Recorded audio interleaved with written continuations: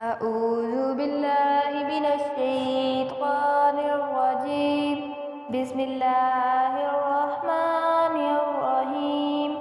تمام دیکھنے اور سننے والوں کو السلام علیکم۔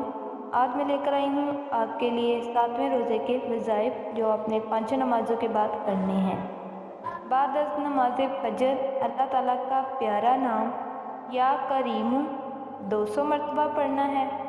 بعد از نماز ظہر پنجم کلمہ استغفار 33 مرتبہ پڑھنا ہے۔ بعد از نماز عصر سورۃ فاتحہ 40 مرتبہ پڑھنا ہے۔ بعد از نماز مغرب سوم کلمہ تمجید 70 مرتبہ پڑھیں۔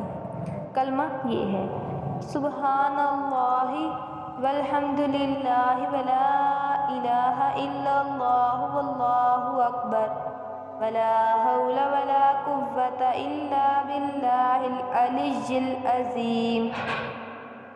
بعد از نماز عشاء صلاۃ التسبیح 4 رکعت نماز نفل 1 مرتبہ پڑھنی ہے۔